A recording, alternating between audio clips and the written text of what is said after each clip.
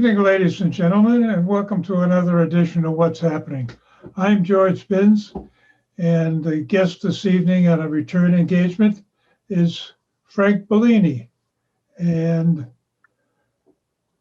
by education, he is a geologist. By training, he is an environmental scientist. Welcome, Frank. Thank you, George. Thanks for having me back. So as we're having the discussion the last time, you were going through some of the history of how the environment or how the climate has evolved over a long period of time, going back hundreds of thousands of years. And essentially, I guess if I don't want to put too many words in your mouth, you came to the conclusion that basically things are not a heck of a lot different than they used to be, or what we've seen in the past. Fair assessment?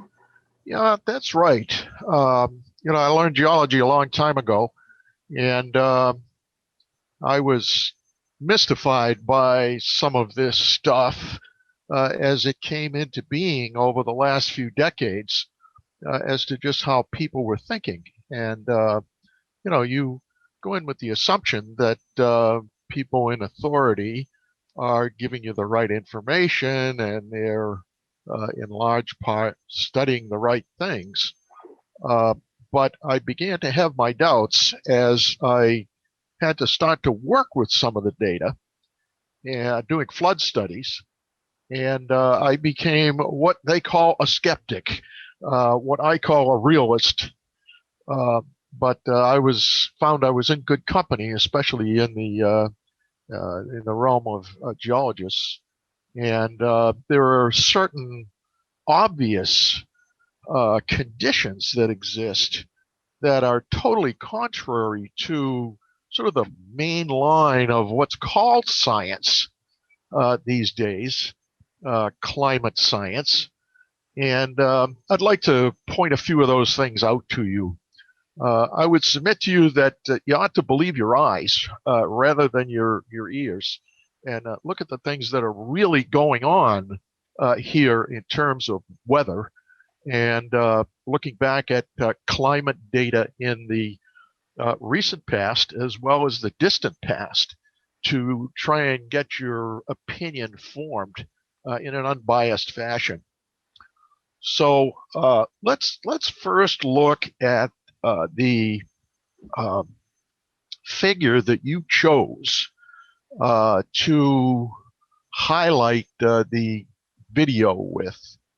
And if I can share my screen here, I open this up and share screen and go like that and say share and see if that works. Okay, so you should be seeing a graph of time versus temperature that goes back almost 1 million years. And these data are from tree rings and ice cores using sophisticated chemistry to estimate temperatures. And they actually do a pretty fair job of showing us what the temperatures were back in those days. The y-axis is in degrees centigrade, so it's not Fahrenheit. So there's a little bit more temperature change there than we might think for -2 degrees centigrade compared to -2 Fahrenheit. It's not quite double, but it's something on that order. And we can see that, and at the bottom here, there are names of the interglacial periods, the warm periods. The warm periods where they really ought to be at the top, where the highs in temperatures have occurred over the last 500,000 years or so. And you can see the low temperature times where, for the most part, there were ice ages, the last 4 of which, at the very least, affected greatly the entire Earth, and in particular the Northern Hemisphere. These all occurred at times when man was absolutely no significant presence on Earth. and so could not have had any impact whatsoever on weather or climate. The idea behind starting off with this is to show that whether we're talking about meteorology or climatology, environmental data tends to extremes. So whether you're looking at weather or temperatures or ocean parameters or cloud parameters, you will find in any data set a lot of very, very high data and a lot of very, very low data, just like this. And I've worked with a lot of environmental data in my career and found that this is typical. Now, the question, of course, comes up is why did this happen? If man didn't cause it, what caused it? Well, clearly there are natural things going on, and I don't want to get too technical. If one were to get really technical on this issue, you'd have to deal in graduate level physics, and we obviously can't do that here. But let's just suffice to say that the mainstream of climatologists, climate scientists, would have you believe that carbon dioxide in the atmosphere is the control knob that allows temperatures on Earth to change. So I don't know what they would say about this graph, but what I would say about it is this. If you looked at a carbon dioxide, atmospheric carbon dioxide concentration planted right over the top of this graph, you would see them kind of coincide. But there's a reason for that, and it has nothing to do with cause and effect. The reason for that is when the Earth's temperature warms up, carbon dioxide effervesces out of the ocean, just like when you open a can of Coke, carbon dioxide effervesces out of the drink. It's the bubbles. Yeah, those are the bubbles. Yep, exactly. Or if you're doing Guinness, I guess it's nitrous oxide, but that's okay. It's the same thing. Same principle, I should say. So don't be confused if you see a graph like this with carbon dioxide plotted on it. Temperature leads carbon dioxide, not the other way around. So there is a correlation between the two, but it's not causal from the carbon dioxide standpoint. So all this is natural. Now, let's take a look, if you can see my cursor, right here at the latest end of this and where we are right now in the warm period. You see a lot of noise, and noise is really a scientific term, believe it or not. They talk about noise and signal. So if we look at this downtrend of temperature here, the signal is that we started out at a high temperature here, about 6 degrees centigrade above where we are right now, zero, the zero line here. And the signal tells us we went down to 10 degrees below during that last glaciation, 10 degrees below where we are now. Pretty chilly on an average basis. But in here is all the noise, all this data that sort of goes back and forth and bumps around, and we don't really know what's causing this, except that whatever factors that are causing the signal gyrate around a little bit. And if you only study the noise, you can get any result you want. And I'll come back to that a little bit later. What I wanted to do, I'm going to stop share for a moment. Well, before you could you put that chart back up again, please? Oh, sure. Yeah. There it is. One of the things that bothers me about this kind of a presentation is, there's two things that bother me about it. Number one, they have the zero way up where it is. Yeah. And the scale is just talking about a couple of degrees. And you don't even have to get into graduate school. But in a course in heat transfer, where you can look it up on Wikipedia under black body radiation, there's a nice example of an energy balance between the Earth and the sun. Yes. And if you don't have an atmosphere, then the average temperature of the Earth is around 0 degrees Fahrenheit or minus 18 C centigrade. Okay.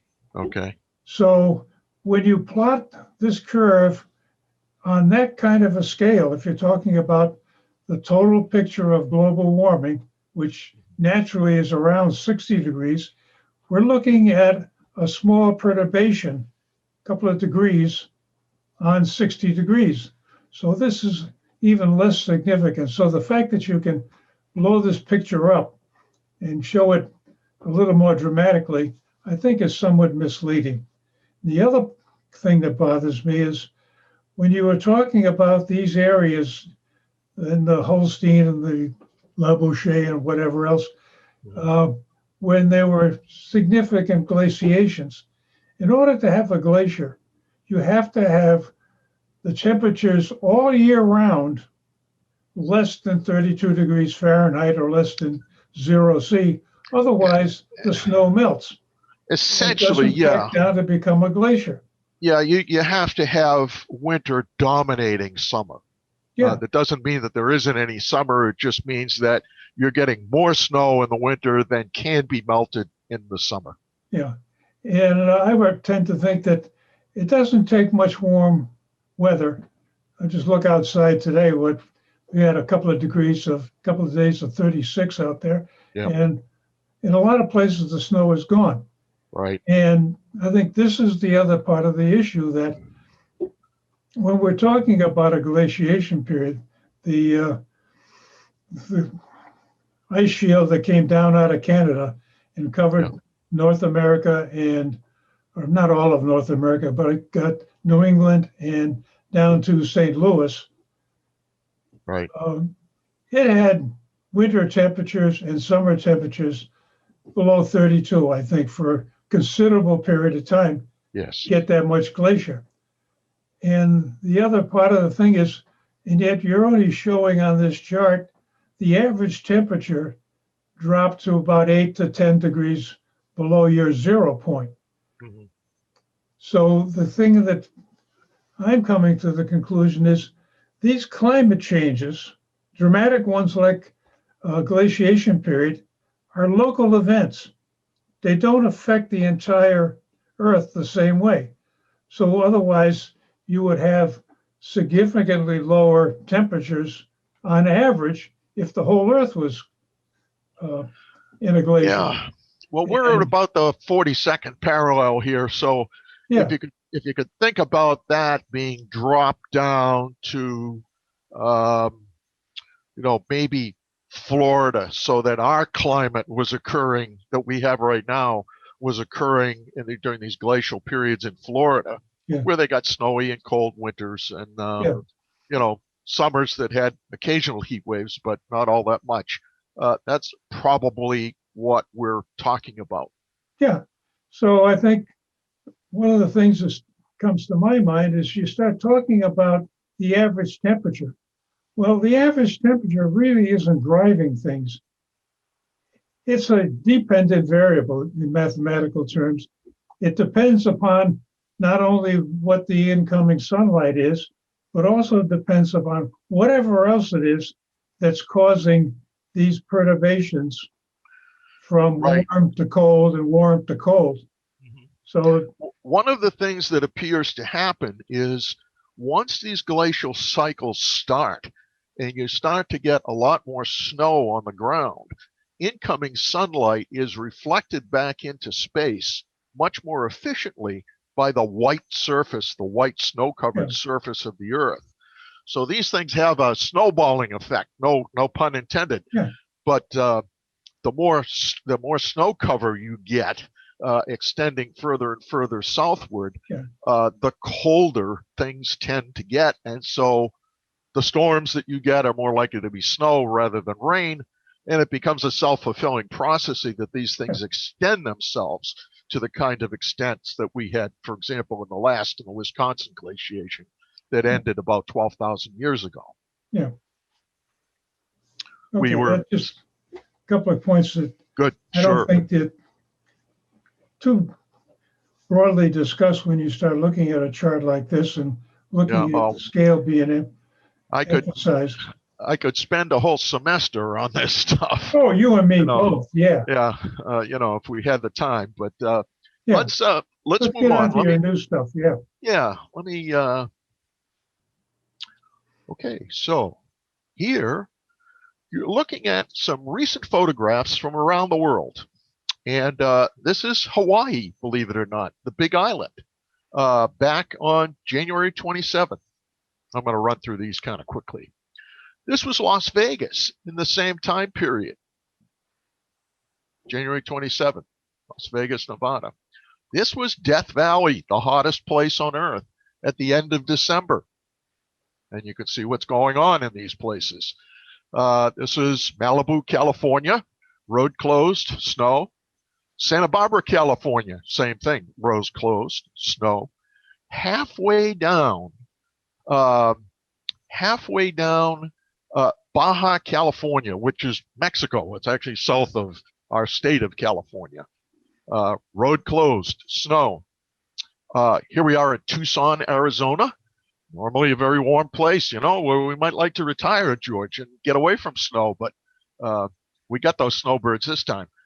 The mountains of New Mexico, an interesting place because there are a lot of mountainous areas in New Mexico that are absolutely beautiful. It's like being in Maine. You go into these pine forests, they're beautiful. But the reason I show this one is because their Senator Udall complains frequently and vociferously, and has for many years, that the lack of snowfall has caused his skiing industry there to be killed. Well, guess what? This is typical of the last many, many years. 2 feet of snowfall in this one storm last week. Same time period, Tokyo, Japan, record snowfall. Madrid, Spain, of all places. Southern Spain, a hot spot for vacationing and warm weather and spas and beaches. Snow last week with a record snowfall. China, all through January, has been experiencing record cold, and it's been affecting their crops as well as their power demand. And of course, they're putting out more coal to meet their power demand. Stateside, you had Iowa just last week with record snowfall. And if we back off for a moment from the specific locations and the short-term look at what we're doing, let me see if I can get this view a little bit better for you. We'll zoom it down just a bit. So here is a graph of snowfall for the Northern Hemisphere for the fall. So up to what fall ends about December 22nd or something like that at the equinox. And for the last 55 years, this is 1967 here, if I'm reading it right. It's about the last 55 years, snowfall on average has been going up over the entire Northern Hemisphere. And it's been commensurately colder. Now you say, well, that's fall. What about winter? Okay, here it is, winter. Not going up quite so dramatically, but still going up significantly. So depending on what data you want to look at, you can get very different impressions of what's going on here. And if you're only shown data that speaks to one aspect of what you want to study, if you only look at data that speaks to one aspect of what you want to study, from a scientific viewpoint, you're making a huge mistake.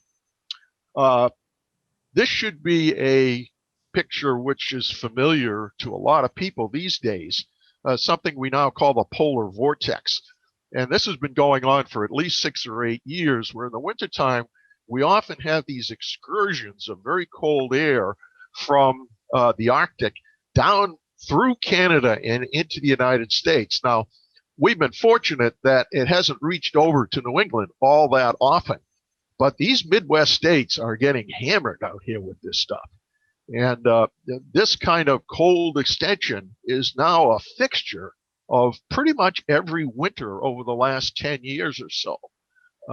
It's sometimes longer period of time, sometimes shorter period of time. But the climate, in fact, appears to be cooling, not warming. Yeah. And there's a gentleman that writes for Quora, and he has pointed out that the range for growing oranges has moved 350 miles south. You can no longer grow oranges on the east coast in the southern states. It's only like the last southern half of the Florida Peninsula. So yeah. These are the kinds of anecdotal changes or counterfactual changes that people are starting to recognize, and that there was also a comment that the farmers in the Midwest are having problems because it takes so long to grow the corn, they can't get the second crop of soybeans in before winter sets in. Yeah. So it's affecting that part of the world. Yeah. And as to your picture show, different parts of the world you would think of warm, friendly climates are starting to get a little chilly, and they're playing with snowballs. So the world is changing. And well, it's changing, but you know what? We've been there before. If you remember back to your grade school days, you probably read about Hans Brinker and the Silver Skates over in Holland, where he was doing skating races on the canals there in Holland, having a great time of life. That was something that we call the Little Ice Age. And if you look at this graph right here, here is a graph of temperature oscillation going back to about the year 2400 BC. And the last significant dip into cold weather was what we call the Little Ice Age. And that's when Hans Brinker was skating around over there. What happened to cause this? It was partly a lot of volcanic eruptions. And if you recall around here, back to this circle is a little off here, I'm sorry. 1991, that summer, Mount Pinatubo erupted in the Philippines. We had a very rough summer. I remember I had 3 very young kids at that point. The weather was pretty miserable, and you hope to get them outside all the time in the summer. But it was cool, and it was cloudy, and there wasn't a lot of beach weather to keep them happy. But that's essentially the way this cycle works. Is it can be greatly affected, and this was only one volcano. In the instance of the Little Ice Age, we had 24 eruptions in Italy, the Pacifics, and Alaska, and that really drove us down. You can see the Mount Pinatubo spike down right here. It's kind of small, just one volcano, but boy, when they build up with each other, you can get some pretty significant reactions by the Earth. And so with those kinds of conditions occurring from time to time, and in addition, sun cycles, which I'll talk about in a minute, you end up getting an oscillation from cold to warm, from warm to cold, from cold to warm. And these things are well documented by ice cores and by tree ring analysis. This has nothing whatsoever to do with CO2 driving anything. CO2 is not a factor here. It never has been a factor. From the beginning of the Earth's existence, it never has been a factor in climate.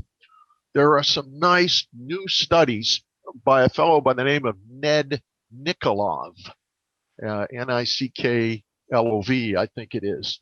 And Ned put together a model that shows that the density of the atmosphere on the planet, notwithstanding the composition of the atmosphere, it can be any gas, but the density of the atmosphere controls the temperature imparted to it by the sun. And he ended up with 3 or 4 points on his graph, Earth, Venus, one of the moons, I think, of Jupiter that has an atmosphere. And boy, they fell right on his equation line perfectly. And I think he's really on to something. Now, you will find extensive criticism online of Nikolov's work. But I think he's right. I think he's right on. And he's a good guy to look up and follow. And I'll give you some other references here as we go along. Well, before you get off this chat, I think you need to recognize a couple of things. Again, Sure. I'm a bug for what they refer to as anecdotal evidence, but Mount Tabora, which is another one of these big volcanoes in the South Pacific, it blew in about 1827, and that was the year without a summer, where the crops failed. Yeah. And I've seen some recent data that they've done an analysis of the beginning of the Dark Ages in 536 AD, and they think there was a volcanic eruption in Iceland that literally blanketed the sky with enough debris and sulfur dioxide that the Dark Ages were really dark, the start of them anyway. Yeah, right. And you show a warm period there at the Roman Empire. Yeah. That was documented pretty well, that the range for growing wheat moved 100 miles north. Right. And Egypt and Tunisia were Rome's breadbasket up until then. And once it moved north, Rome was kind of short on food for a while until an alternate source was developed.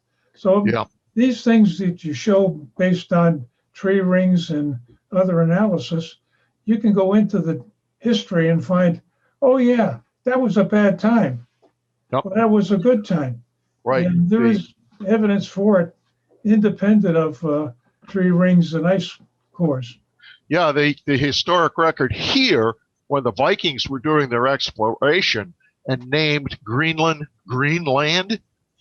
because of the nice climate there, as opposed to the climate it has now, was during the height of this medieval warm period. And since then, of course, it kind of slid down and got a lot colder. We're not up to nearly where we were in 1300 AD here.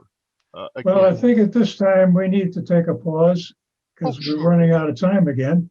So I'm going to pause this, and I'll call you back and we'll start another show because we haven't gotten to the meat of this one yet.